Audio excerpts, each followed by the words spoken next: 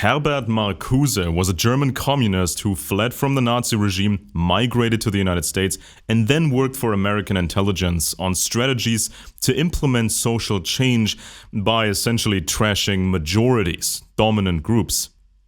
If a minority or weaker group trashes a dominant group, that's supposedly productive.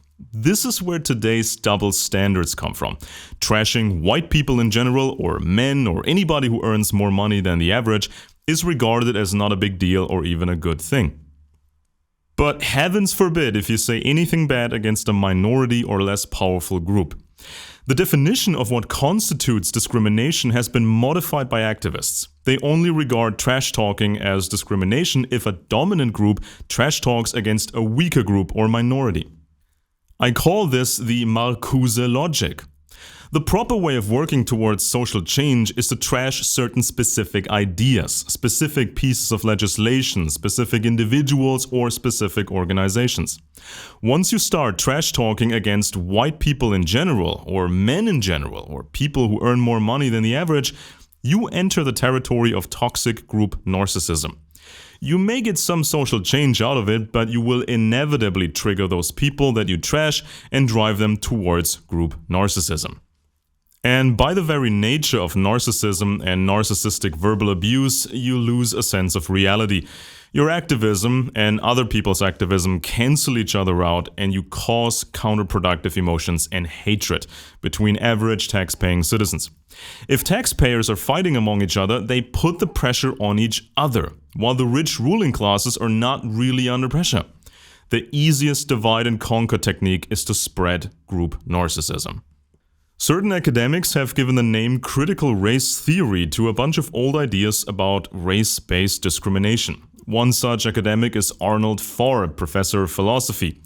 He wants to publish an essay collection about Herbert Marcuse, the communist who worked for American intelligence, and he's also the founder of the International Herbert Marcuse Society.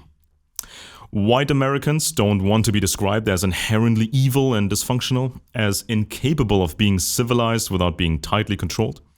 African Americans don't want to be described as inherently evil and dysfunctional either, as incapable of being civilized without being tightly controlled. Recently, we saw a bit of a scandal around podcaster Joe Rogan. A clip collection of him using the infamous N-word wasn't even that relevant because there had always been a context. The relevant bit was a joke about him and his white friends watching a Planet of the Apes movie in a theater full of black people. He joked it felt like walking into Africa or Planet of the Apes. It's bizarre that a professional broadcaster at that age would make a joke like that. Everybody knows that the internet never forgets. Such clips don't disappear, they will follow you for the rest of your life. Even if Rogan is pretty left-wing on many topics and his cultural background is rock and roll, Jimi Hendrix and the civil rights movement, a joke like that stays in people's heads. White people in the audience may feel a confirmation of the old racist stereotype that African Americans are inherently dangerous, uncivilized, and need to be tightly controlled. An African American who hears that joke may feel a confirmation of the stereotype that white people are devils, not to be trusted, uncivilized, and need to be tightly controlled. Imagine for a moment if Rogan had told a different story in a different joke. Imagine he and his white friends had seen the movie Schindler's List in a movie theater full of blonde white people. Imagine his joke that all the white people made him feel like he is in Nazi Germany, just like in the movie. Conservative white people wouldn't have found that joke funny.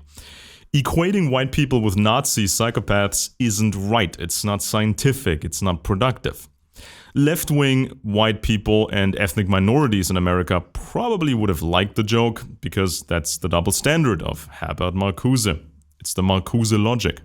If Trevor Noah, an African-American comedian, had made the joke about watching Schindler's List in the movie theater full of white people, many would have defended Trevor Noah. One of my favorite comedians is Arias Spears, an African-American, but he made some very mean jokes about brown African-Americans versus black Africans. A white comedian making those jokes would have been annihilated. An African hearing those jokes may find that stuff not funny at all. And Spears is selling these jokes to a partially white audience. Do I think Spears should be cancelled over these jokes? No, absolutely not. If white people repeat these jokes to each other, it may enforce the stereotype of the wild African that needs to be controlled. The Marcuse technique is also used in radical feminism, radical gender ideology, and in trashing people who earn more than average. The core message should have been equal rights for women, but it turned into the message that men supposedly are the problem. They can't be trusted to be civilized and need to be tightly controlled. The core message should have been equal rights for African Americans, but it turned into white devils are the problem and they need to be controlled.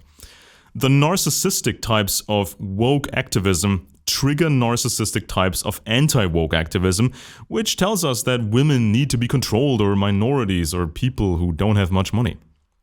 I tweeted the hypothetical scenario in which Trevor Noah made an anti-white cinema joke and used the derogative term cracker for white folks.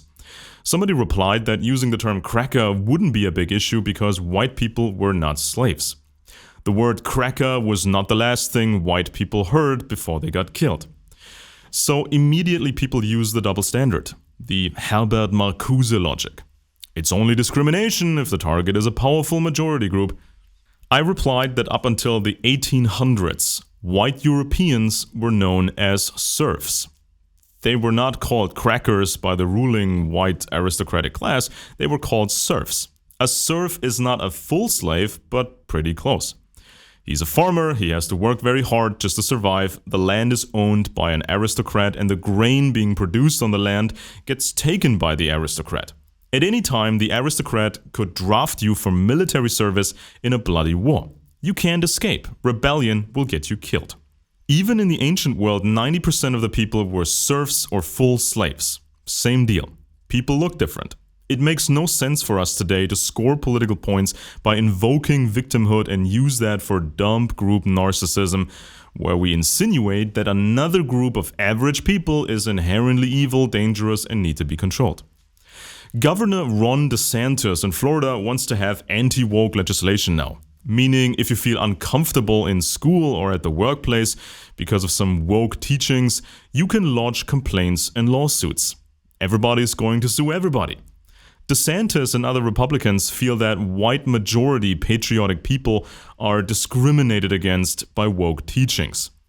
They think it's basically a communist world conspiracy undermining Republican values, insinuating that white people are inherently evil and need to be controlled. On the other side, the woke crowd feels that DeSantis is part of a right-wing world conspiracy that wants to insinuate women and minorities are uncivilized and dangerous and need to be controlled. New laws in Florida are aimed to prevent schools from insinuating that people, meaning white people, are inherently racist, sexist, or oppressive or share collective guilt for historical events. Some Republicans are worried though. They fear that this is only getting the GOP short-term success with voters, but this will hurt the party in the long run with female voters, young voters, Latino voters, and African American voters.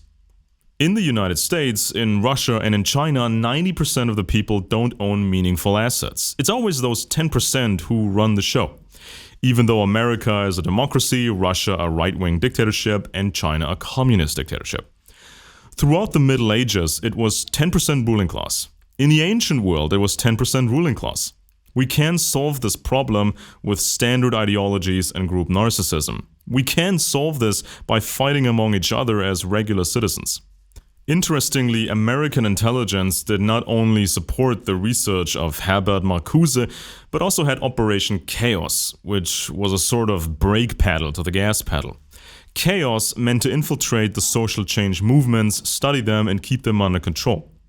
The ruling class always discriminates against the 90%. Those 90% are regarded as dangerous, uncivilized, and in need of tight control measures.